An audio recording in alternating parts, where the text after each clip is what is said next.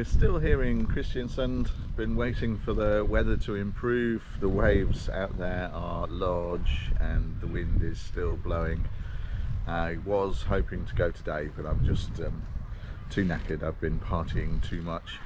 So here one more day. But I wanted to talk briefly about the biggest problem that I've had in Norway as a single-hander. And it's quite a big one, really, because, well, let me show you. There's Gigi on her pontoon, and it's the pontoon itself that's the problem, because you'll notice there are no cleats. The pontoon just has hoops for you to run your lines to. And when you're coming in single-handed, that's a real problem, because you can't get any of the lines ashore without getting off the boat. And the marinas here are pretty much unmanned. Most of them that I've been to don't have any staff at all. It's all done with either cash in an envelope or online payments via an app. And that's proved difficult. I've been lucky. In most occasions it's been either no wind or very, very light wind, so I could step off with the bow line and a stern line in my hand and tie the boat up and then pull it close alongside and get the rest of the lines on. But not easy at all. However, the weather is improving now. As you can see, it's lovely and sunny for the first time in a week nearly. The wind is still reasonably strong. We're getting about 15 knots in here every now and then, and it's quite sheltered. So I think outside here it's probably going to be in the 20s. Right, I need to get on with some work and get another video polished and ready to go. Tomorrow we'll be leaving Norway for Denmark. At least that's the plan. Underway at last. I wasn't very well yesterday, so had to put off departure, but feeling great this morning. Sun's shining, there's a gentle breeze. I think it could be up to force 5, maybe force 6 out there during the day. But yeah, what a great start. And it's goodbye to Kristiansand. On our way to Denmark. It's going to be a long passage, somewhere between 28 and 36 hours, I would guess, depending on what the wind does.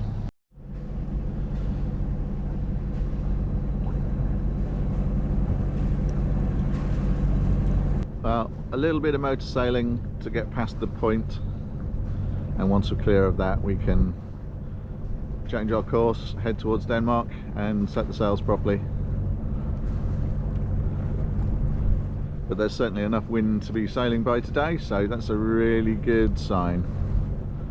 And hopefully the sea state has calmed down a little out there. It was up to 5 meters when the storm was coming through. Should be 1 or 2 today, fingers crossed, maybe a little less. The reason I'm motor sailing is that, as you can see, we've got to get all the way out of the sound, past all the rocks, and the wind direction is just slightly the wrong angle, which means that we'd end up tacking backwards and forwards across the sound to get out. And considering we've got maybe a 36-hour passage to do, then we'd end up effectively spending an hour extra getting the 5 miles out of the sound and into open water. So just to get the angle as close as possible to the wind, to get all the way out without having to tack and wasting all of that time, I'm motoring. got enough wind in the sails to raise my speed by about a knot at the moment, so I'm not having to motor particularly hard. And here's the last set of rocks that we need to go around. So in about 10 or 15 minutes we'll be clear and setting a course for Denmark.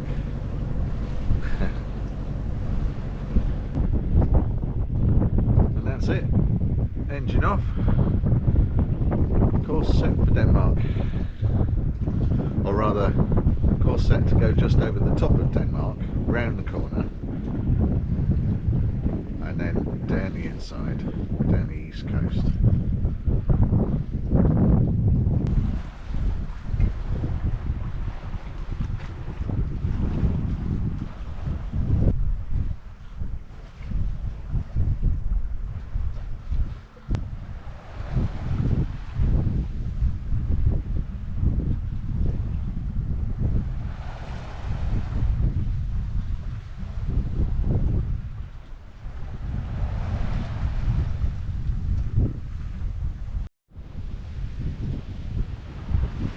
There's a beautiful sight.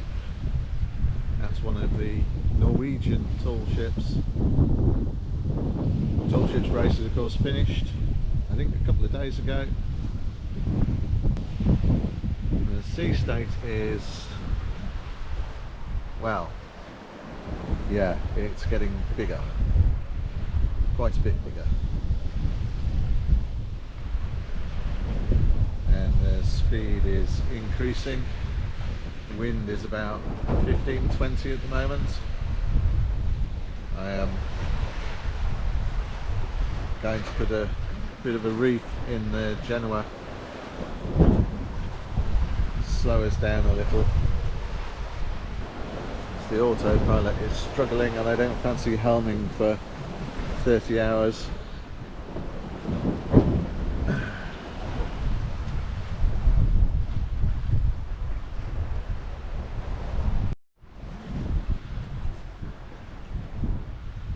Well, I just had a real nightmare getting the Genoa away. I am going to have a look at the mechanism up at the top next chance I get, because it was jamming something rotten. The reason I was putting the Genoa, well, originally I was going to reef the Genoa. I was going to put 2 reefs in it because my speed had increased to over 8 knots, and with this sea state it was becoming dangerous. Even with the autopilot on the highest setting, it wasn't really coping.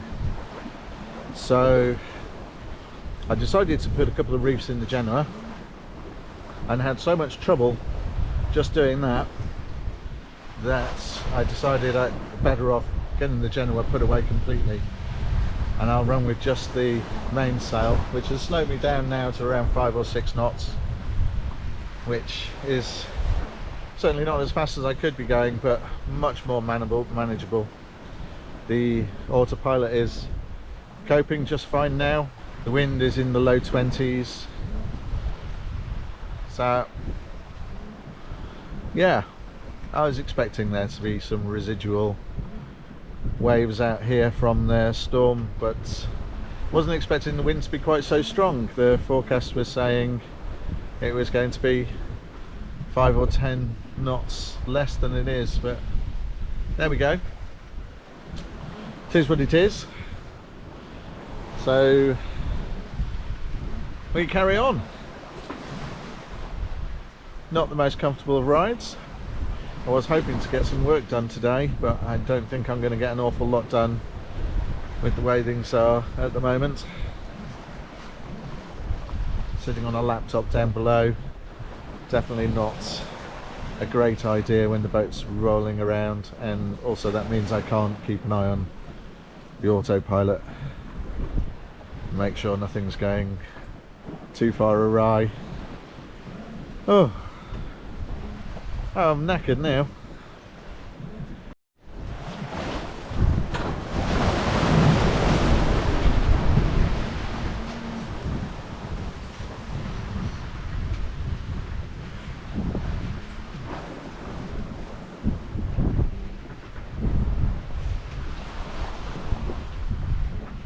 Well, we're now getting 3-meter waves.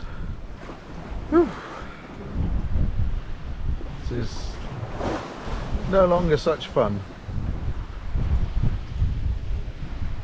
I'm starting to consider jibing and heading back towards shore.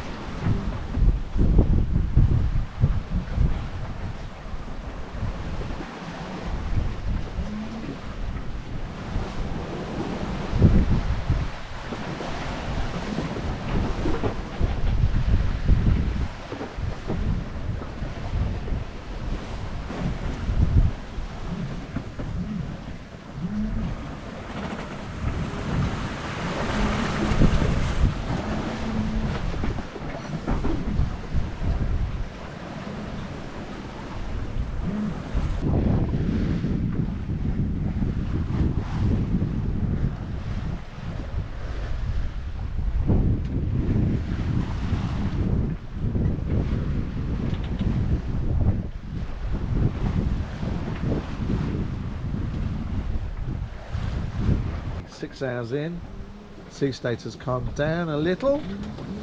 Still, whee! Still rolly, but the waves aren't quite as steep as they were before, and they're not quite as big. Had a few waves that were maybe 4 meters high, and that was about the peak of it. Back down to a couple of meters mostly now. A little bit more comfortable. A little bit. Still running with just the main, getting 20 knots on the beam now. Boat speed is over ground about 5 knots ish. Crossing the TSS. Fortunately there's no traffic whatsoever, so still maintaining a course that will take us to the hook at the top of Denmark. Long way to go yet. It's going to be about 25 hours to get to there, and then another 6 or 7 hours to get down to Frederikshavn, where I believe I should be able to clear the boat into EU customs.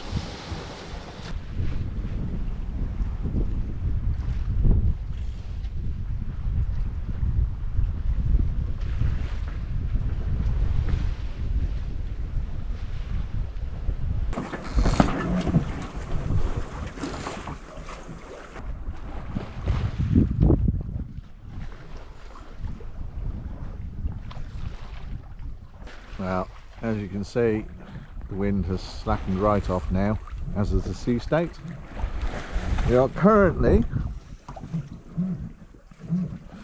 8.5 hours into the trip, 36.5 miles gone, and slowly cruising along at 4.5 knots. Don't think it's going to last. According to Windy, the wind is going to fill in again in an hour or so. 10.5 hours in, the wind is gone. But we're just about to enter the Denmark economic zone, so we're very close to being in the EU. Currently 46 miles almost into the first 100 miles of the leg, which takes us to the tip of Denmark, and then we've got about another 40 miles or so to go down to Frederikshavn, and that's SV Gabriel out there. They're not going to Denmark, they're going to Sweden. In about 50 miles or so I'll be saying goodbye to them and turning south to head down the east coast of Denmark.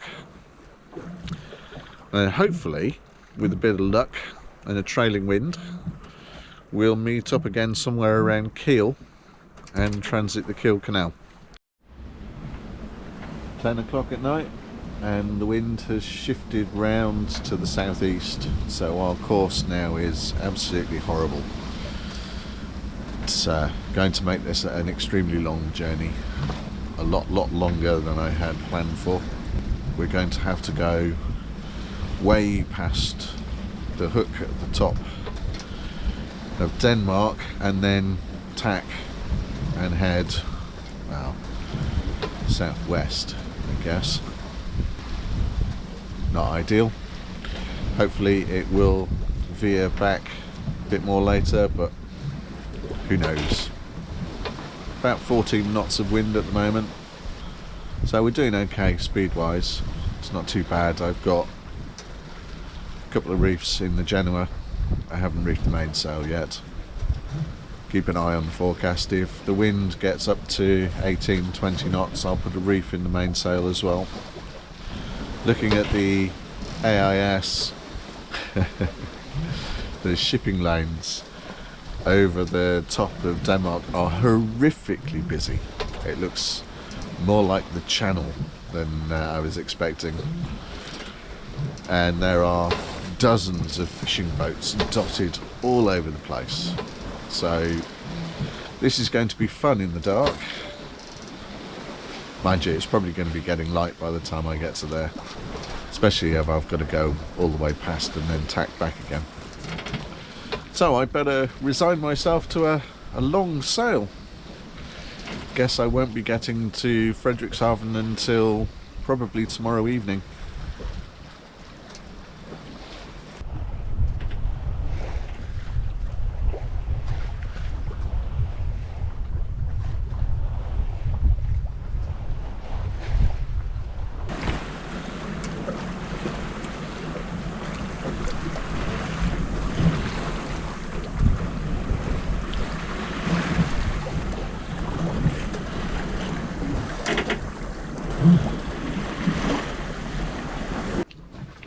So, this is sailing at night. It's dark.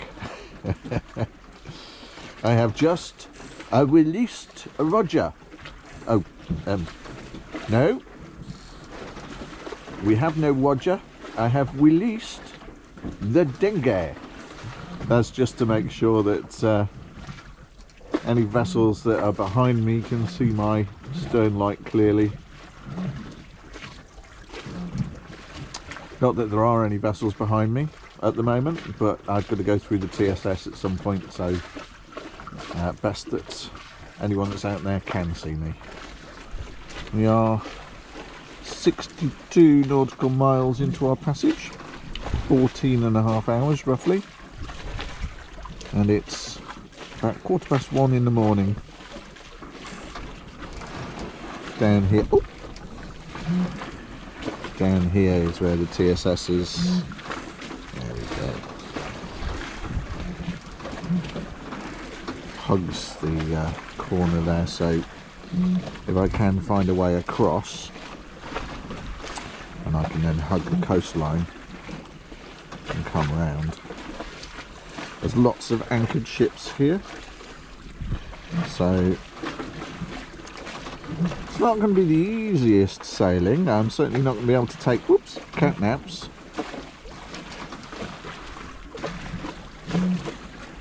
But we shall see. It looks like there might be a gap in the traffic coming up, but we've got several hours yet, so I'll wait and see.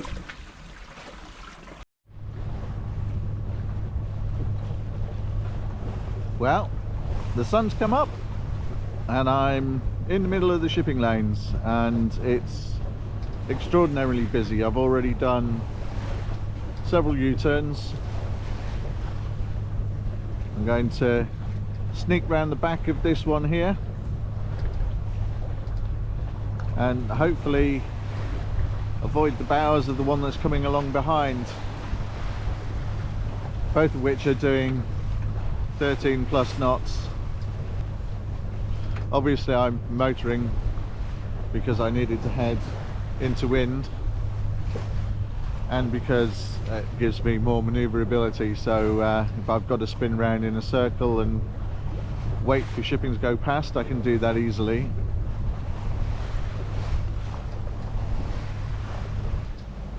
Apologies for not recording the first half of the shipping lanes. It was slightly dark and slightly foggy as well.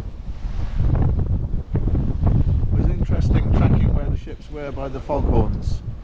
Fortunately, I could sail across the first half, but I haven't been able to. For this half. Yeah, I'm not going to collide with that, quite obviously, so you can shut up.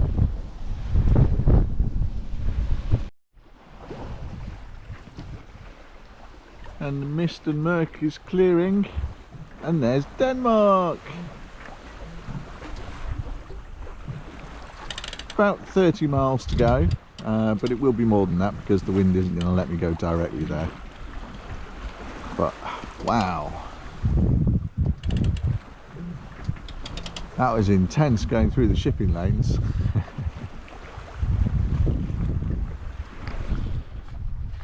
There's the ship that was coming along next. Cleared the shipping lane in plenty of time, thankfully.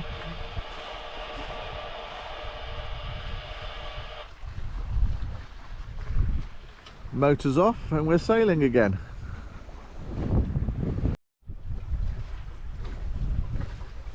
So lovely to see the sun. Feel that sun on my face. Oh yeah, after a long night. Beautiful. So this is the weirdest thing. I've not experienced this before. We're going through the shallow waters off the very northern tip of Denmark. It's about 20 meters or so here at the moment. It drops down to about 10. But the waves are coming from 3 different directions all at once.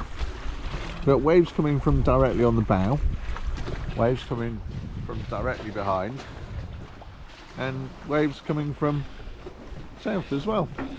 It's really quite uncomfortable. I mean, they're not huge waves, don't get me wrong, but it's a very, very strange motion.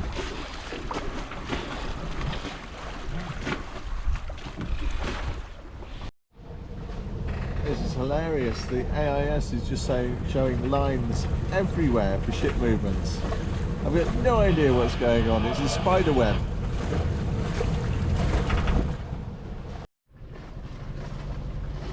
I'm under attack. These 2 ships are coming into anchor. They're going to run me over. Oh my god. You should see it here. It's just crazy. You can't tell what's on anchor and what's moving. AIS doesn't help because there's just so many targets. That's one side. There's the other side.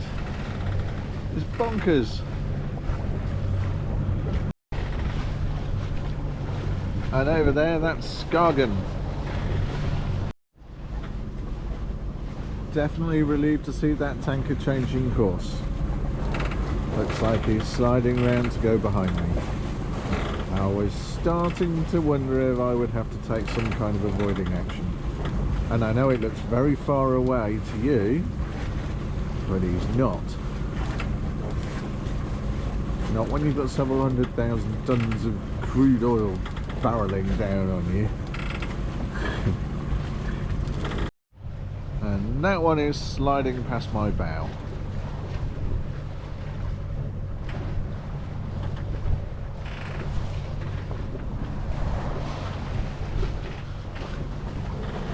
So, I only need to worry about that one. Well, for the next 15 minutes anyway.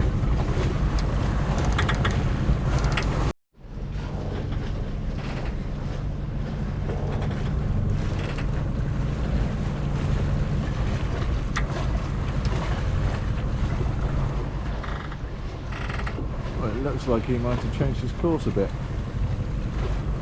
Is he going to go behind me as well? It's quite disconcerting when you can feel the thumping of the propellers reverberating through the hull. Yeah, I know it's close then. And this one that's coming up the other side is even bigger.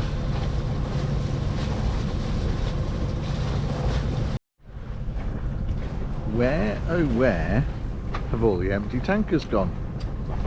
Oh, there they all are.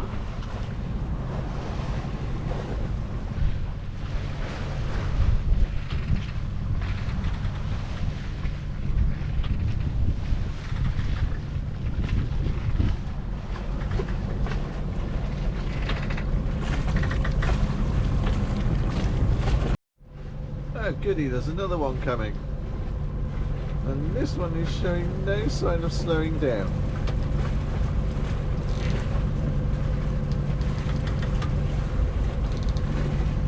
I don't like looking at the bow of a boat coming right at me. It's kind of worrying.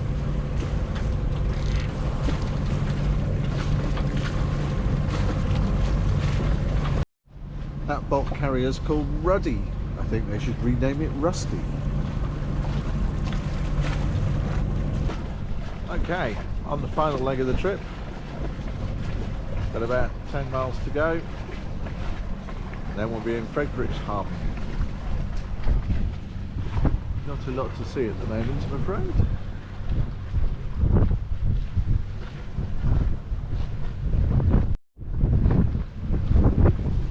And there's Frederikshavn. I wonder what they make there. Oil rigs, maybe. Well, take the courtesy flags up. New country, new flag. Still got about an hour to go.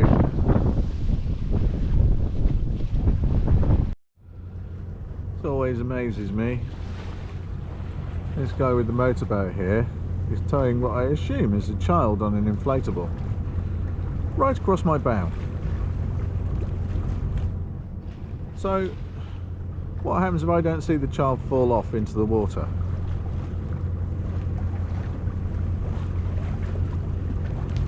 Crazy. I could have been busy doing fenders and lines. He would have had no idea.